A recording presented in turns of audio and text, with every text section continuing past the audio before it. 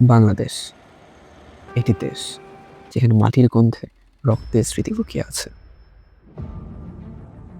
১৯৭১ এবং ২০২৪-এর এটির স্বপ্ন ছিল স্বাধীনতার জন্য জীবন দেওয়া মানুষগুলোর। অথচ সেই দেশ আজও রাজনীতির অস্থিরতায় বন্দী। কিন্তু কেন? কেন এই দেশের রাজনীতি কখনো স্থিতিশীল হতে পারে না? কেন সাধারণ মানুষ যেন নিয়তির হাতে জিম্মি হয়ে আছে? জর্জ অরওয়েল একবার বলেছিলেন, ক্ষমতা কোনো মাধ্যম নয়, এটি একটি উদ্দেশ্য। আমাদের রাজনীতির ভেতরে কি এই কথাটাই ফুটে ওঠে না? যেখানে ক্ষমতার জন্য নতুন নতুন নেতা উঠে আসে, কিন্তু ক্ষমতা পাওয়ার পর তারা দুর্নীতির গভীর খাদে হারিয়ে যায়। প্রশ্ন হলো, এই ক্ষমতা কি শুধু একটি শব্দ, নাকি এটি একটি বিকৃত দর্শন যে সঠিক পথ হারিয়েছে? এই কৃষকদের কথা কে শোনে? এই শ্রমিকদের অভিযোগ কে তোলে? এখানে নেতারা হাসতে হাসতে বিচার করে, আর সাধারণ মানুষ ভীষণ মুখে খেয়ে না খেয়ে দিন কাটায়। রাজনীতি কখন স্থির হয়নি, কারণ স্থির রাজনীতি করতে হলে আগে সকলকে সমান চোখে দেখতে হয়। আর এই সমান চোখে দেখার সাহস আমাদের নেতাদের নেই। সাধারণ মানুষের জীবনে এই রাজনীতির প্রভাব কি? প্রতিটি প্রতিশ্রুতি এক একটি প্রতারণা। শিক্ষা ব্যবস্থা ধুঁকছে, চিকিৎসা ব্যবস্থা ধ্বংসপ্রাপ্ত, রাস্তাঘাটে মানুষের চলার পথ অনিশ্চিত। জীবনের স্বপ্নগুলো পূরণ হয় না, কারণ মানুষকে বারবার শুনতে হয় একটাই প্রশ্ন: কোন দল আসবে আর কোন দল যাবে?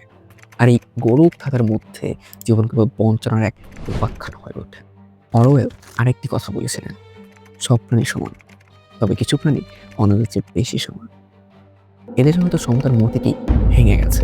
এক দলের ক্ষমতা আরেক দলের জন্য হয়।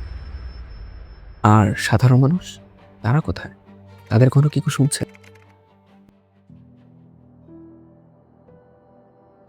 বাংলাদেশের আসল শক্তি এখানেই, এই তরুণ প্রজন্ম, তাদের স্বপ্ন, তাদের সম্ভাবনা। কিন্তু এই কলকাতার ছায়ায় এরা কি কখনো স্বাধীন হবে, নাকি তারাও হারিয়ে যাবে স্বার্থ আর ক্ষমতার অন্ধকারে?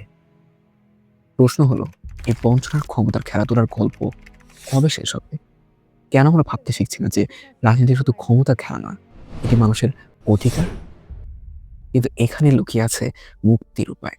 এই বঞ্চনা থেকে বের হওয়ার পথ একটাই: প্রশ্ন করা। হ্যাঁ, এই তথাকথিত নেতাদের যারা ক্ষমতাকে একমাত্র লক্ষ্য বানিয়ে তুলেছে, তাদের প্রশ্ন করো। প্রশ্ন করো, কেন প্রতিশ্রুতি দেওয়া হয় কিন্তু বাস্তবায়ন করা হয় না? প্রশ্ন করো, কেন সাধারণ মানুষের কণ্ঠ চাপা পড়ে যায় তাদের বিলাসবহুল কথার ভিড়ে?